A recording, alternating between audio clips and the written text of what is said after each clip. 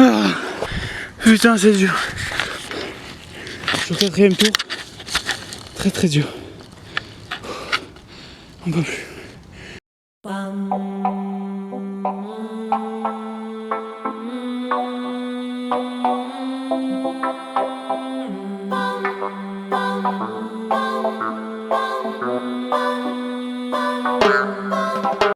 Coucou, nouvelle vidéo, enfin nouvelle partie de vidéo je pense. Je sais pas comment je vais monter tout ça, même si c'est pas moi qui vais monter tout ça.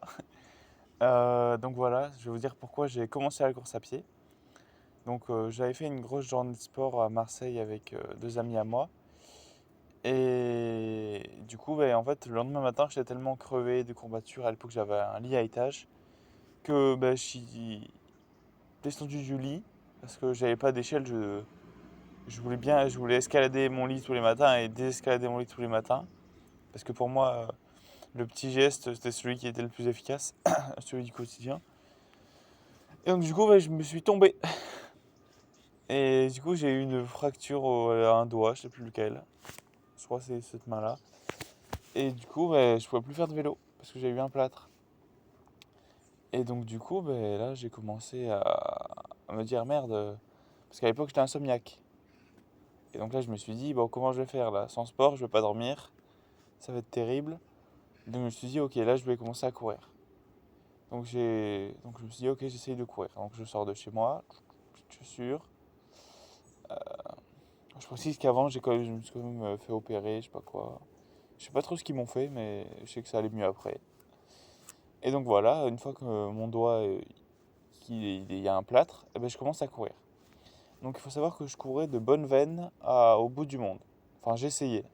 Mon objectif, c'était de faire d'abord l'aller, puis l'aller-retour. Donc au début, j'ai fait 150 mètres et j'avais mal partout. Et donc ensuite, jour après jour, j'essayais d'aller plus loin, plus loin, plus loin. Et donc voilà. Et donc j'ai commencé comme ça et j'ai fait ça pendant longtemps, au moins 2 3 mois. Et je faisais ça tous les jours, il n'y avait pas vraiment de jour de repos. Et au début, j'avais déjà des jambes assez musclées, comme je faisais beaucoup de vélo. Mon problème, c'était les chocs. J'avais très mal aux jambes à cause des chocs. Et du coup, quand j'arrivais plus à courir, je me mettais pieds nus et je sautais sur le béton pour habituer mes jambes. Je sais pas si ça a bien marché, mais en tout cas, au bout d'un moment, j'ai arrêté d'avoir mal aux jambes quand je courais à cause des chocs. J'avais des très vieilles chaussures en plus à l'époque. Et donc voilà, à un moment, j'y arrive l'aller-retour. Enfin, d'avoir l'aller puis l'aller-retour. J'avais réfléchi à un stratagème de venir en jupe si je m'arrêtais pour travailler la honte, mais je l'ai jamais fait au final. Mais ça aurait été bien de le faire. Et puis voilà, ensuite, j'ai commencé à changer de distance, comme je l'avais fait assez souvent. Et là, j'ai commencé à aller en ville, à aller. Quand je faisais des concerts ou que je sortais le soir avec des gens, à rentrer en courant. Voilà, j'ai commencé à faire vachement ça. Et puis après, j'ai commencé à aller à faire Marseille-Cassis, à essayer d'aller le plus loin possible. Je rentrais à pied même des fois, j'appelais mes parents. Et j'ai commencé à réussir à faire Marseille-Cassis, évidemment, la route de la Gineste. Et à un moment, j'ai pété un plomb, je sais pas pourquoi, je me suis dit que dès que je voulais plus courir parce que je me sentais fatigué, je devais faire le double de ma séance prévue. C'est là où les problèmes ont commencé. Et du coup, j'avais pas de montre à l'époque, je sais pas, je faisais combien de kilomètres, mais j'en faisais beaucoup. Et donc un jour, j'avais fait à peu près 5 km, puis 10, je regardais sur Maps, et j'en fais 20. Et là, je me dis, j'ai pas envie d'en faire 20 demain, alors que j'avais prévu d'en refaire 20. Et donc je refais 20 km, sauf qu'il y avait la pluie. Donc hop, 20 km sous la pluie. Le lendemain, pareil. Et enfin, j'avais pété un plomb, quoi. Et j'ai commencé aussi à faire de très longues distances, parce que je voulais m'entraîner pour le marathon. Je voulais faire un marathon. Et je suis allé par exemple à Salon de Provence. J'ai essayé d'aller à Aix-en-Provence en courant. Je crois que j'avais fait 30 km, un truc comme ça pour aller. Et après, j'avais marché. Après, j'avais marché 10 bornes et j'avais pris le train pour rentrer chez moi. Salon de Provence, j'avais réussi. Enfin, je commence à faire des très longues distances tout le temps, sans repos, trop vite, trop fort. Et à un moment, j'ai couru mon marathon. Et 4h15, j'avais pas trop de douleur. Et quelques jours après, j'ai remarqué que quand j'ai voulu recourir, j'avais une énorme douleur aux fesses droite, non gauche. et je pouvais plus courir en fait. Ou je pouvais courir pendant 1 kilomètre, puis après j'étais au bout de ma vie. Et donc du coup, après, à partir de là, j'ai arrêté la course à pied en fait, quasiment. Donc voilà, ça c'est pourquoi et comment j'ai commencé la course à pied. Et donc ensuite, là il y a... Après il y a un autre truc que j'aimerais vous dire, c'est pas dans la bonne chronologie, mais c'est que j'ai fait un semi-marathon officiel cette fois-ci, pas tout seul pendant mon marathon que j'avais fait. C'était avec ma copine. On rentrait d'un voyage en stop, je courais un peu moins à cette époque, mais je pense que j'avais encore les restes du marathon. Plus, je faisais un peu de kilomètres, donc ça va. Et pour l'impressionner, je courais beaucoup, donc ça marchait bien. Et donc du coup, en rentrant d'un voyage en stop, j'ai fait mon Marseille-Cassis. Et il me semble que j'avais fait 1h40. Ou je sais plus exactement, mais c'est dans ces eaux-là, un peu moins. Je pense que ça pousse un peu moins qu'un peu plus. Et donc voilà, j'étais plutôt content de mon score.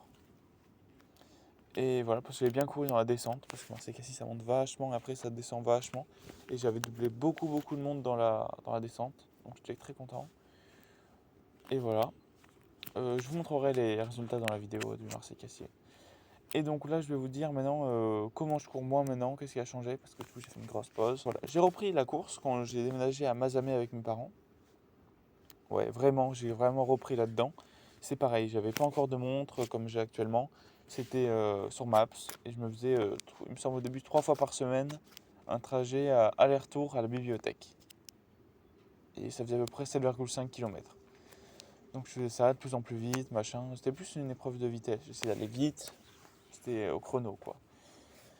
Et donc j'ai fait ça 4 fois par semaine. Après j'ai augmenté un peu la distance. Après, au moment où je me suis acheté une montre.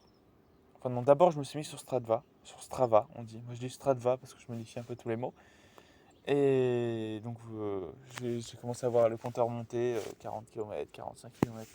Et voilà, donc c'était très bien. J'ai bien aimé, ça m'a permis de progresser, de voir vraiment ce que je faisais. C'est là où j'ai commencé aussi à m'intéresser aux allures, à m'éduquer un peu plus sur la course à pied. Et donc là, je me suis dit qu'il me fallait une montre comme j'avais avant, parce que j'avais une montre quand je courais beaucoup. Mais elle s'est cassée dans la piscine parce que je l'avais fissurée. Et j'ai jamais réussi à retrouver mes stats. Je me rappelle, j'avais le badge marathon. J'avais 18 ans d'ailleurs quand j'ai couru mon premier marathon, je vous l'ai pas dit. J'étais super fier de ce badge. Et puis voilà. Donc voilà. Et là maintenant, comment je fonctionne maintenant? En ce moment, là je suis à 70 km par semaine. Alors je cours 6 fois par semaine, entre 6 et 5 fois par semaine. Quand je me sens bien, je cours 5 fois par semaine. Et quand je trouve que c'est un peu dur, j'étale sur 6 jours. Quand je fais que 5 jours, je fais 4 fois 15 et une séance de fractionné de 10 km. Souvent c'est du 10 fois 400 mètres ou du 5 fois 800 mètres. Puis après c'est du 30-30 ou du 1-1. C'est quand on court 30 secondes vite, 30 secondes rapide ou une minute lente, une minute rapide. Et là je suis en train de me rendre compte que je vais aller loin du téléphone. Bon, on verra si ça, le son est bien. Et là, je me suis mis un objectif de kilomètres parce que j'ai l'impression que ça aide vachement plus à progresser parce qu'une course à l'autre, je veux dire, la régularité sur le kilomètre, ça te permet de progresser. Ensuite, je me suis aussi intéressé vachement à l'allure, endurance fondamentale, aérobie, anaérobie, seuil, tout ça. Et ouais, du coup, j'ai découvert beaucoup plus en endurance fondamentale pour pas me blesser, mais pour accumuler des kilomètres, pour développer une endurance tout simplement. Par exemple, là, essayer de courir, quand je cours à 5 à l'heure du kilomètre, ça va. Je peux courir longtemps. Là, c'est plus musculaire en ce moment d'ailleurs, je pense, mes problèmes. Enfin, mes difficultés, c'est pas des problèmes. Et voilà, et je vous ai déjà dit comment je faisais une séance de fractionné. Donc, je fais ça semaine après semaine. Donc, voilà. Et là, mes objectifs, ça serait de battre 40 minutes au kilomètre. Et de recourir à un marathon, un vrai, pour voir ce que je donne. Parce qu'honnêtement, je sais pas, peut-être. Je suis sûr de faire mieux, mais je sais pas, je ferai combien. Et moi, j'aimerais bien faire 3h30. Mais j'en suis encore loin, je pense. Il me faut encore de l'entraînement. Et voilà, j'espère que le son, il a pas foiré comme j'ai mis le téléphone assez bas. Et puis voilà. Je pense que dans la vidéo, je vous montrerai des plans, enfin des screens de Strava, tout ça, de ma VO2 max. Et voilà. Je sais plus trop quoi vous dire, donc je vais couper la caméra ici. Pas premier 400 mètres, en 1,15. Je pensais que je me mettrais moins de temps. Donc là, 1 minute de repos. Et puis c'est reparti. Très nul sur les longues, enfin courtes distances. Moi je préfère les longues distances, mais il faut un peu varier les entraînements. Là je fais beaucoup de qualité sur cette séance. Si je fais 10 km de qualité, c'est super bien. La qualité, c'est l'endurance fondamentale, c'est quand on court doucement, il faut en faire à peu près 80% du temps. Enfin moi c'est ce que je fais. Et la qualité, c'est tout ce qui va être la séance, sprint, 400 mètres, 1000 mètres, ce qui est vitesse, travail en côte, tout ça, pour progresser sur d'autres points, plus en vitesse. Il faut essayer de faire les deux. Si moi j'ai plus l'habitude de faire de l'endurance fondamentale, je préfère. Je me sens super libre quand je cours lentement. Donc ouais. Bon allez, j'y retourne.